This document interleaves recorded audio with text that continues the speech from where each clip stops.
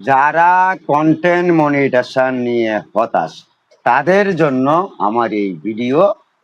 যারা বহুদিন যাবৎ ওয়েটিং লিস্টে আছেন এবং তবুও কন্টেন্ট মনিটাইজেশন পাচ্ছেন না এবং কন্টেন্ট মনিটাইজেশন অপশনটা চালু করে দিচ্ছে না, ওয়েটিং লিস্টেই রেখে যাবে দিয়েছে, তাদের জন্য আমার আজকের এই ভিডিও। ওয়েটিং লিস্ট থেকে কেমন করে দ্রুত অ্যাপ্লিকেশন করে কন্টেন্ট মনিটাইজেশন অপশনটা অ্যাক্টিভ করা যায়, তাই ভিডিওটা দেখতে থাকেন। আমি চলে যাচ্ছি মূল কাজে।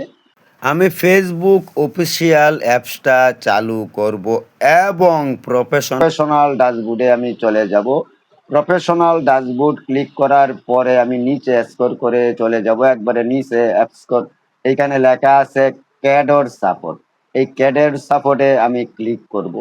ক্যাডর সাপোর্টে ক্লিক করার পরে দেখবেন একবার স্ক্রল করে আমি নিচের দিকে যেতে থাকবো, একবারে নিচে স্ক্রল করে যাব, যা স্ক্রল করে চলে যাব। তারপরে দেখবেন রিপোর্ট টেকনিক্যাল প্রবলেম।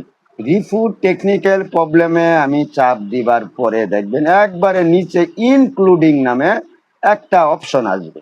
এই অপশনটা আসার পরে যদি আপনাদের ফেজ হয় ফেজটা সিলেক্ট করবেন, যদি প্রোফাইল হয় প্রোফাইলটা সিলেক্ট করবেন।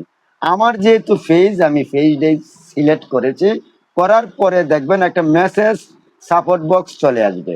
এখানে ডিসক্রিপশন দিয়ে ইস্যু আপনার কিছু লিখতে হবে, এই বক্সটাতে কিছু লিখতে হবে। তাহলে লিখার জন্য তো একটা অপশন লাগে, অনেকেই জানে না। আমি যেহেতু পেস্ট করে রেখেছি, এইখানে লেখাটা টাইপ করলাম। টাইপ করার পরে দেখেন নিচে না একবার উপরে ডাইন পাশে কর্নারে লেখা আছে সেন্ড রিপোর্ট।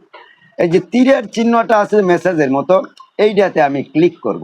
ক্লিক করার পরে আমার কাজ এখানে শেষ। আমি ফেসবুকের কাছে পাঠিয়ে দিচ্ছি এবং আমি আর আমার নামের উপরে যেহেতু আমি মেসেজটা করেছি, আপনাদের নামটা ঠিক করে বসায় নেবেন। ফেজ হইলে ফেজ লিখবেন, প্রোফাইল হইলে প্রোফাইল লিখে দিবেন। আমি যেমনি লিখছি খালি শুধু নামটা পরিবর্তন করবেন এবং ফুল নামটা ব্যবহার করবেন। এবং এই যে লেখাটা আমি পেস্ট করে আমার কমেন্ট বক্সে দিয়ে দেব, এইখান থেকে আপনারা কপি করে আপনাদের যাত্রার মতো করে আপনারা সেন্ড করতে পারবেন। তাই সকল অডিয়েন্স এবং ফেসবুক পরিবার, যদি আমার এই ভিডিওটা আপনাদের ভালো লাগে অবশ্যই শেয়ার করে অন্য 10 জন 20 জন বন্ধুকে আমন্ত্রণ জানিয়ে দেন এবং লাইক কমেন্ট করতে ভুলবেন না। যদি এইরকম ভিডিও আপনাদের ভালো লাগে অবশ্যই আমাকে জানাবেন। আপনাদেরকে সম্ভবত আমি যতটুকু পারি আপনাদেরকে হেল্প করব। তাহলে আজকের মতো বিদায় নিলাম। কথা এটাই রইল, ভালো লাগলে লাইক শেয়ার কমেন্ট করতে কখনো ভুলবেন না। অসংখ্য ধন্যবাদ।